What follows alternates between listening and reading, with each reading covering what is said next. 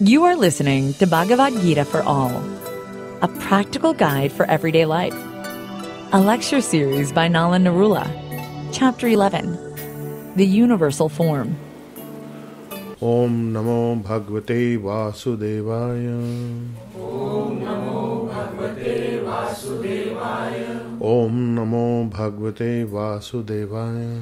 Om Namo Bhagavate Vasudevaya. Om Namo Bhagavate Vasudevaya. Om Namo Bhagavate Vasudevaya.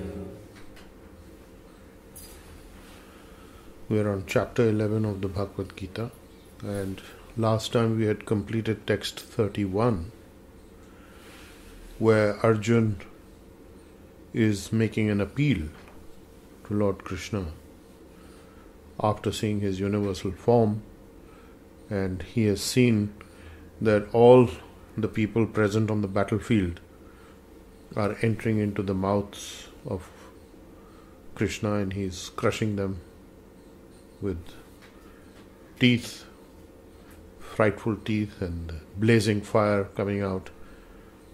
And it's a terrible form that he has seen right at the end.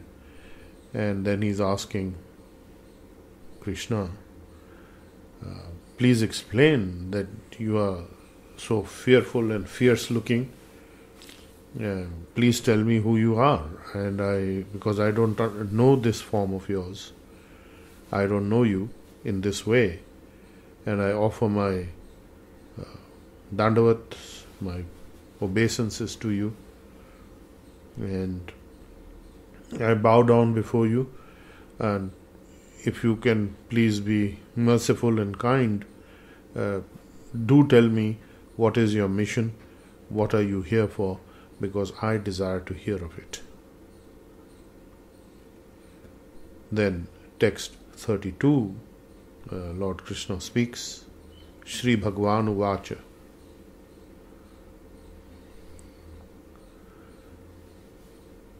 Kala asmi loka kshaya krit pravriddha lokan samadhartum iha pravritta rite api tvam na bhavishyanti sarve ye avistitha pratyani kshev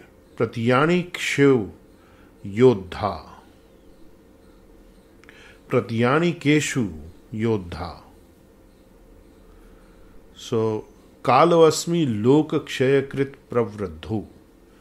That I am time, Kala, and destroyer of the worlds. Loka kshaya krit, I am the destroyer of worlds. And I am here to engage everyone in the entire universe. And I have come to destroy all the soldiers present here except the Pandavas, that is you. And all the kings here, all the soldiers here, all the warriors are going to be destroyed. So this is a very significant statement, that time I am the destroyer of worlds. So the significance of time is actually Kal. The word Kal means a container, something that can give you everything, the provider of everything.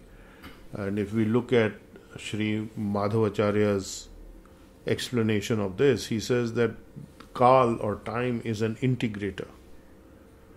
It is a binder, it is an integrator, it is a provider of all desires, and it is invincible.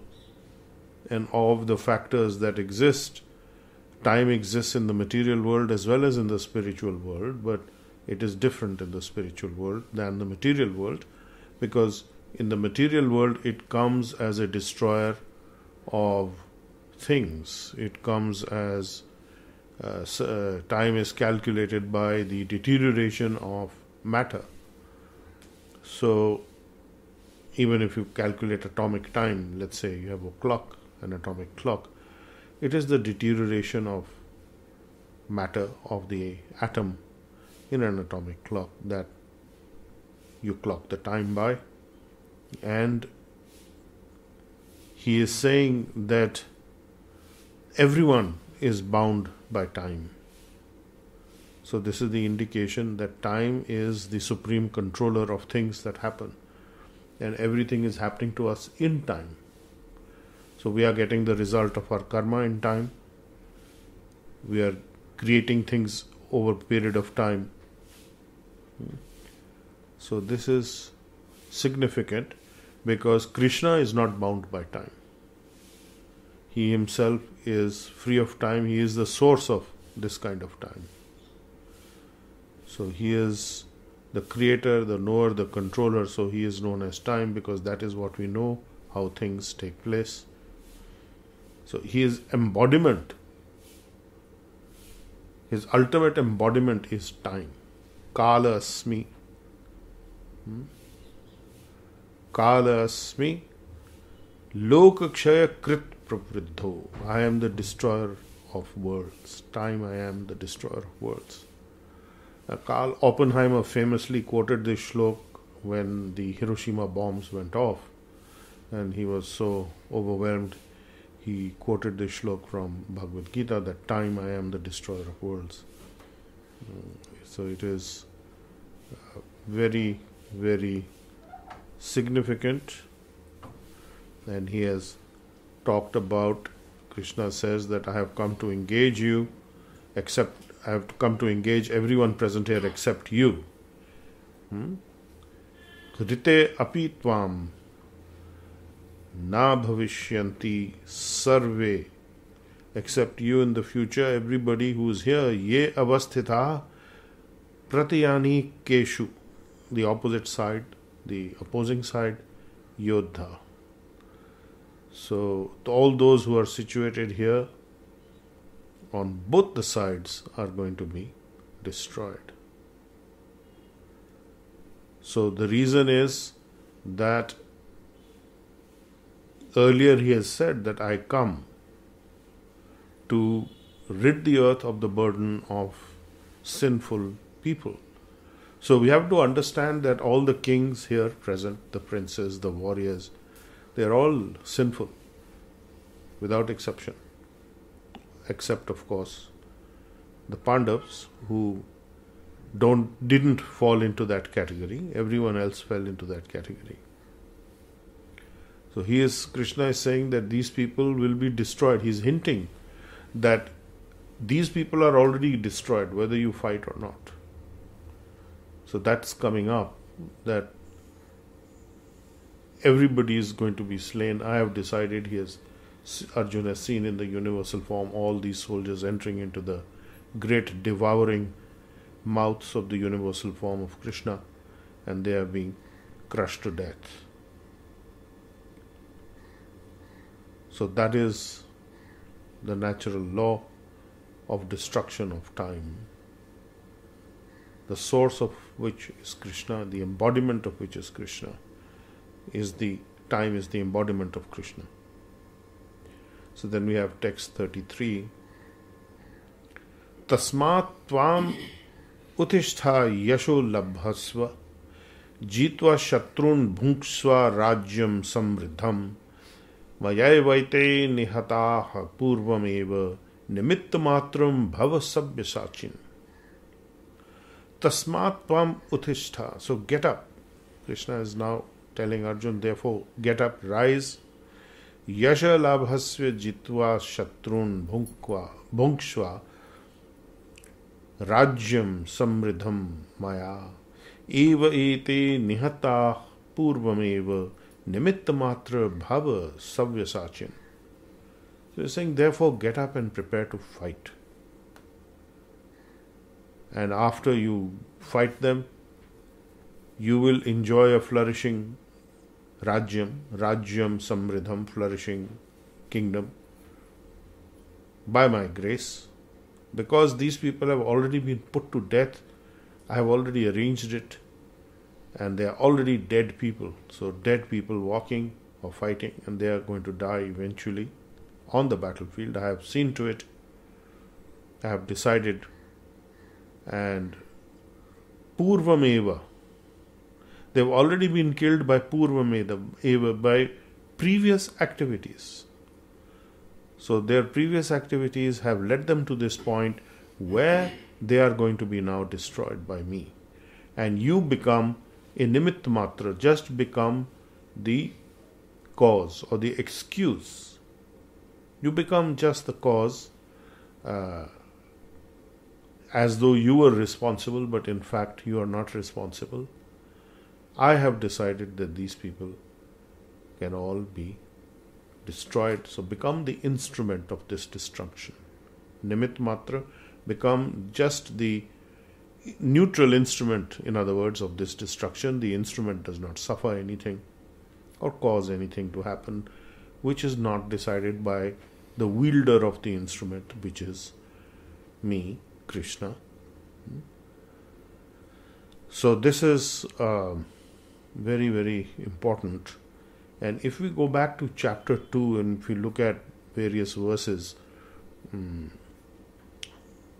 in 38, second chapter, text 38, Krishna says that whether there is happiness or unhappiness, you must remain equipoised, whether there is profit, loss, victory and defeat, and prepare for battle, and this way you will not undergo any sinful reaction.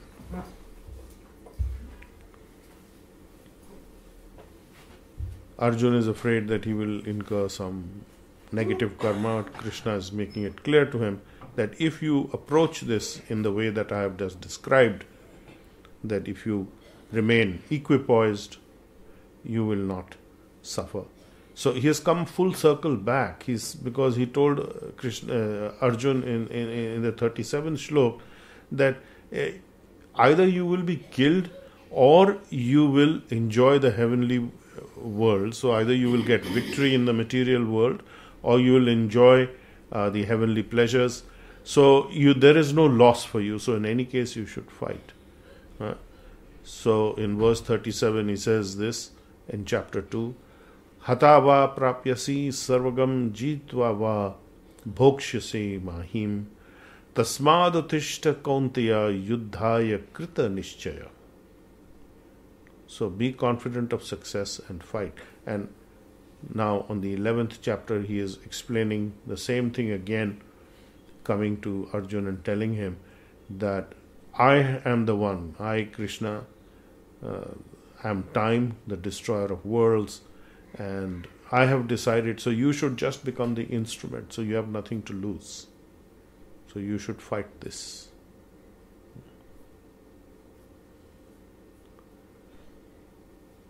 You should fight according to this instruction of mine. Then you will be happy. So he's also referring to him as Savyasachin.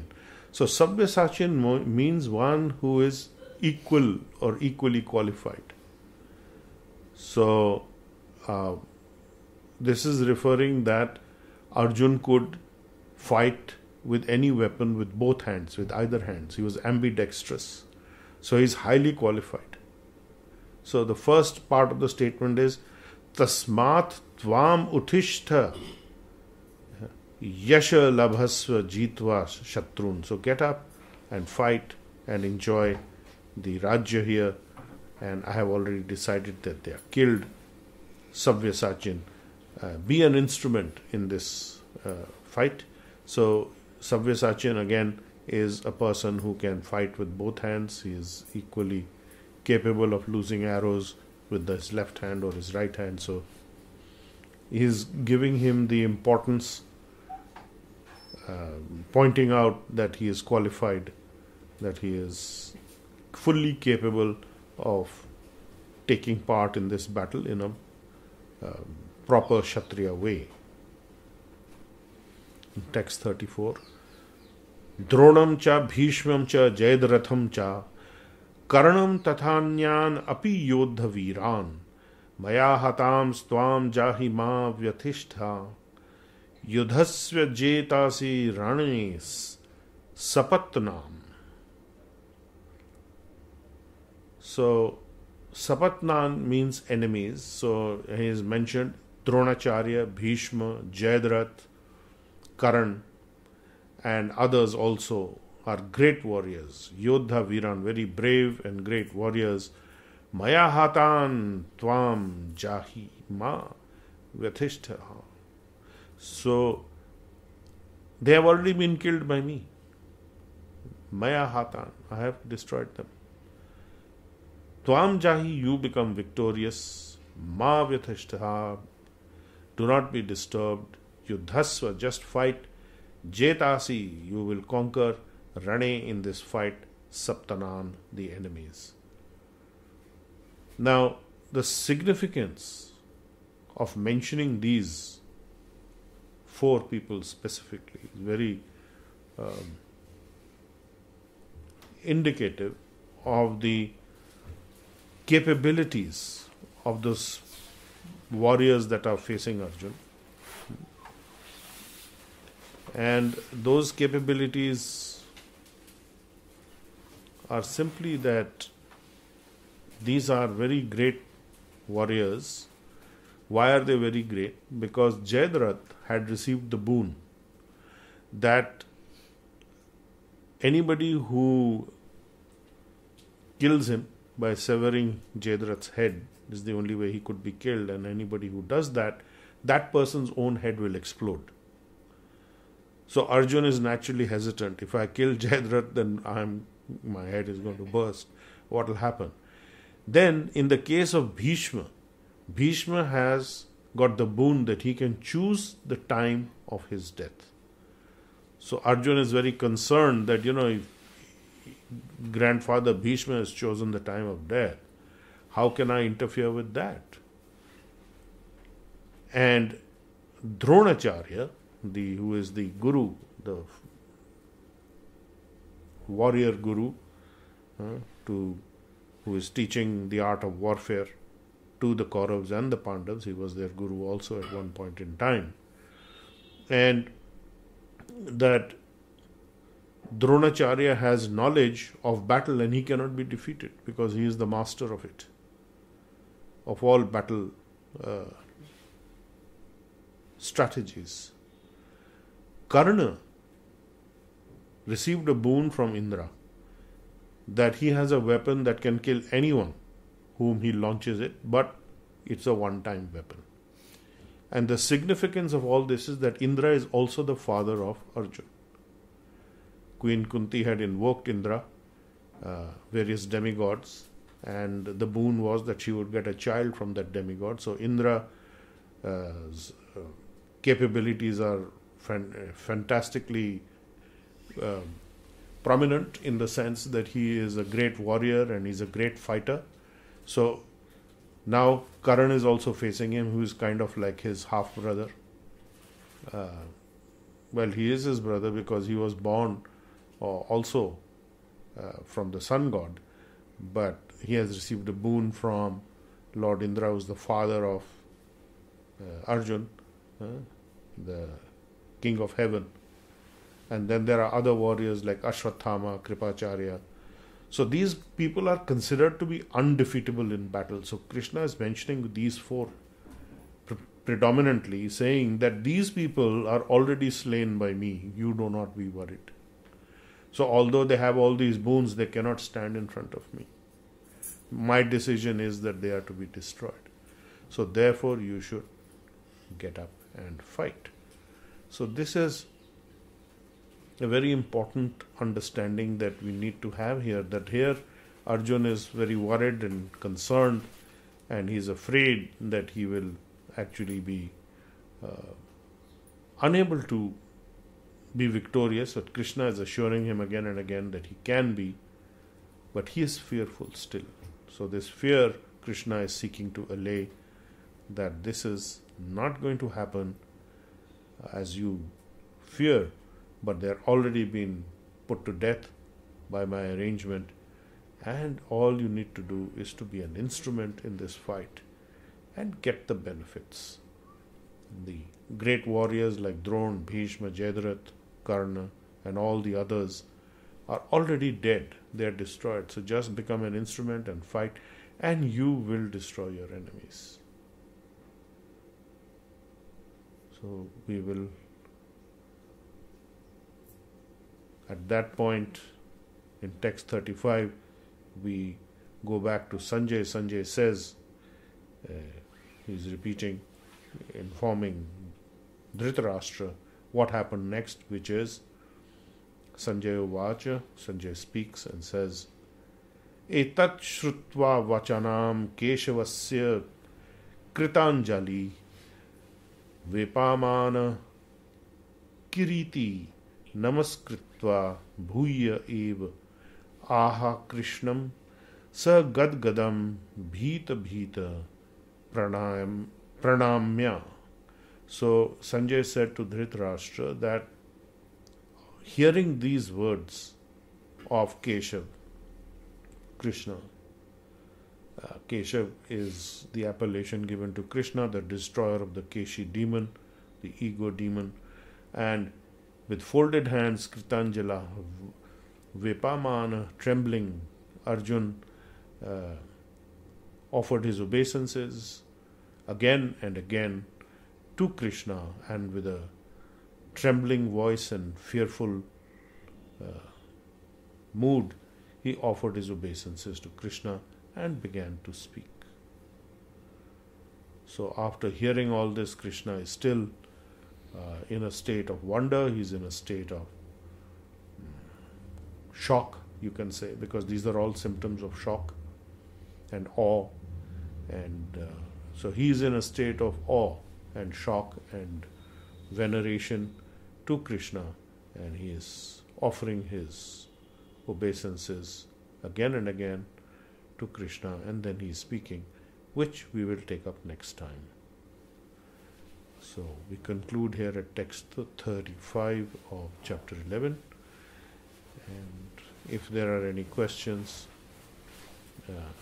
we will take some questions now.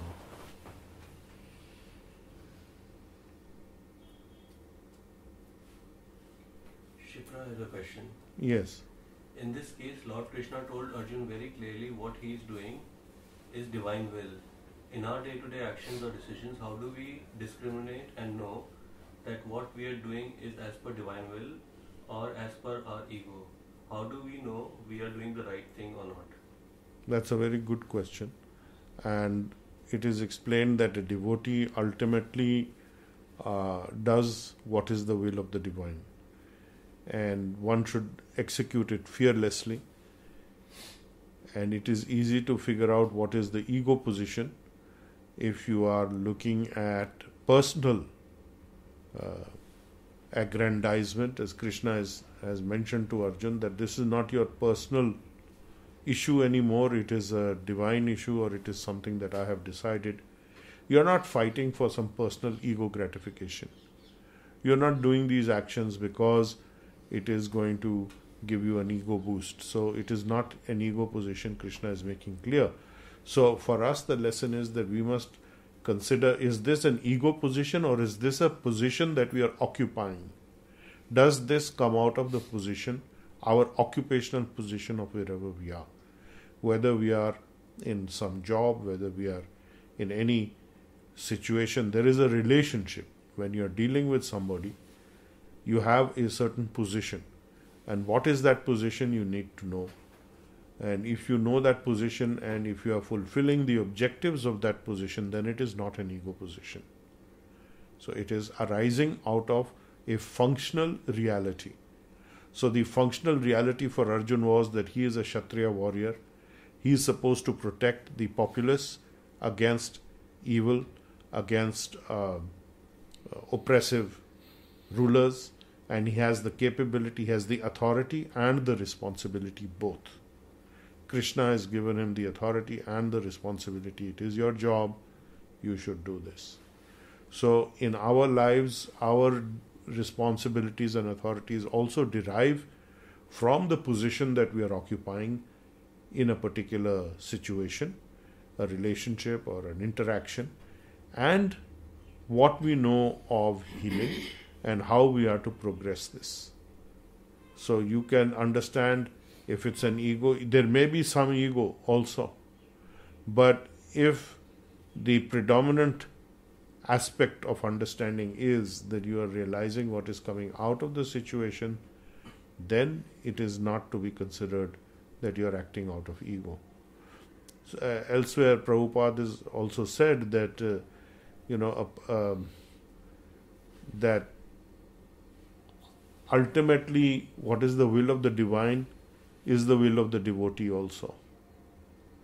So you have to consider that. And it's not that whatever you will shall become the will of the divine. But you understand that when you're doing your healing, there is the prayer that we say, let the divine will be done. It is always that, and let that happen. So therefore it is not going to be an ego position for a healer who is actually understanding this and not seeking to impose his will and insist that because I've asked for this, the divine has to give this to me. So this is a very big obstacle, and you will find that healers will keep falling into this trap from time to time. If you ask for something and don't get it, there should be no disappointment, because it is divine will what will happen. You are asking for that, but you're not really connecting with the words and the meaning thereof. If you are still thinking that you have greater power and that it must happen, and that you are very disappointed because your prayer was not fulfilled. So that is a very weak position. That is an ego position actually. So you can discover how much of your ego is now interfering with your healing work and your actions on a day-to-day basis. If you consider whether you are acting in submission to the divine will or not. It is not to say that if something doesn't happen and you just give up. You need to do your part also. You have to do what is necessary to go in the direction of whatever you're requesting or asking or doing. If you do not do that, then you are certainly lagging behind and you need to catch up. Okay? Anu has a question. Yes. Anu, please go ahead and ask your question.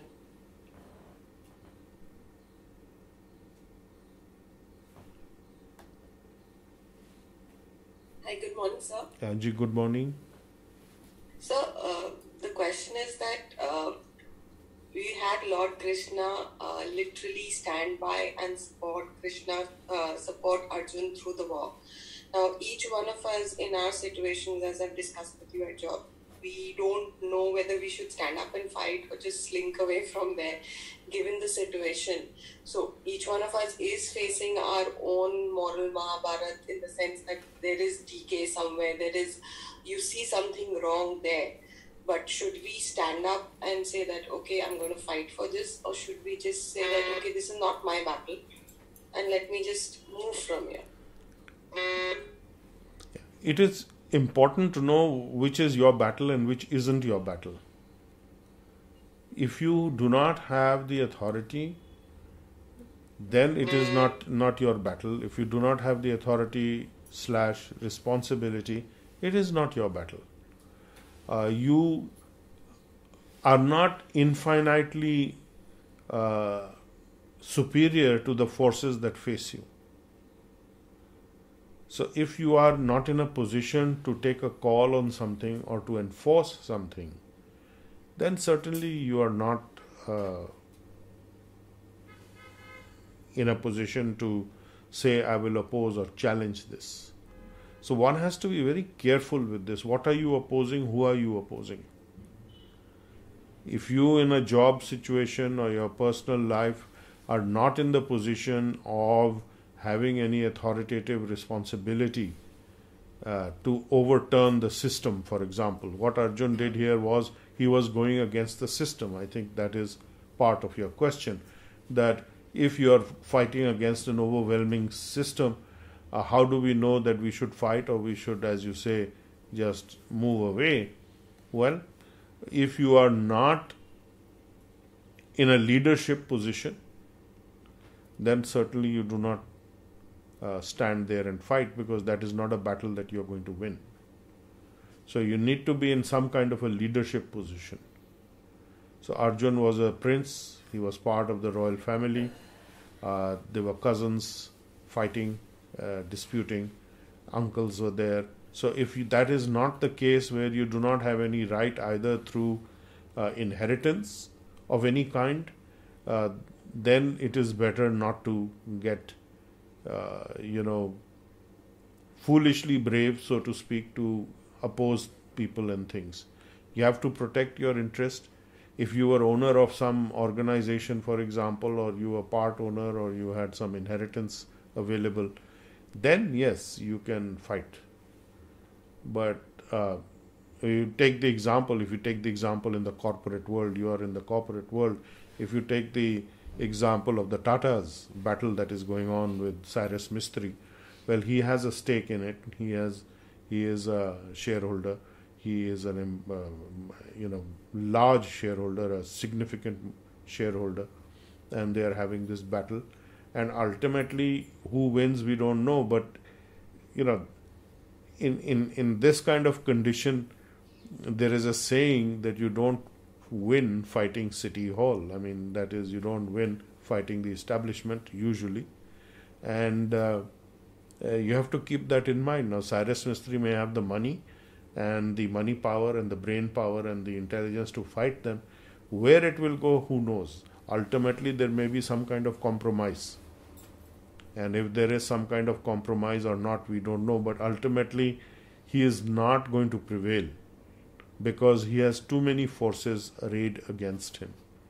And other people who are his supporters may not have the financial staying power that he has. Or, if they still want to continue to work in the corporate world, they don't want to be seen politically as being opposed to the Tata management, and the Tata name and so on and so forth. So there are many factors going on, which are a little different and not exactly equivalent.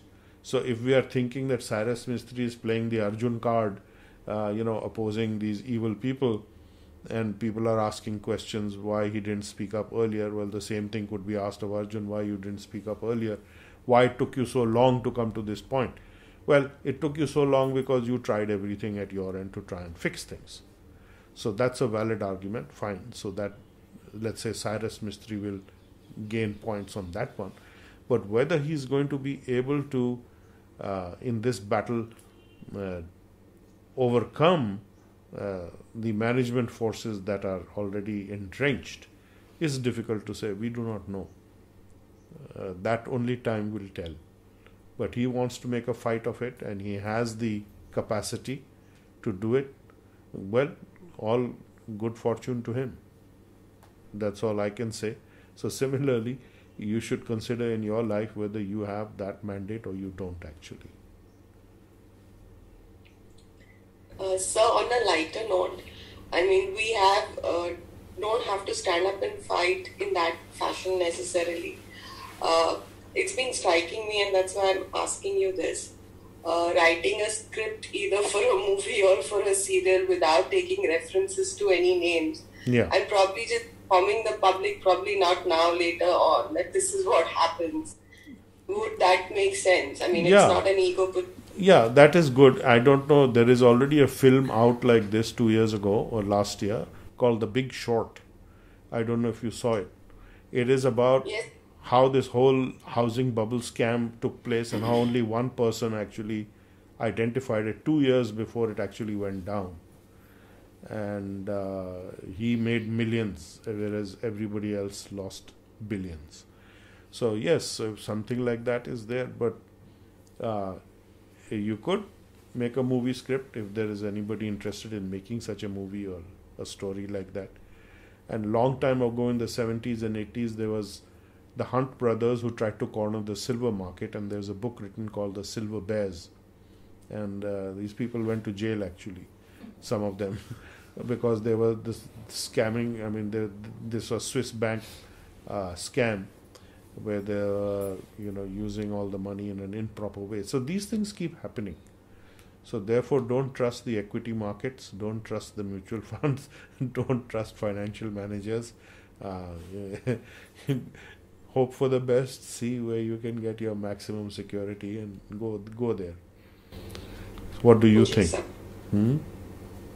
Yes, sir. All right. Any other questions? Very grateful, sir. Okay. What else? Anyone else has a question? None here. Okay. So we will conclude here today.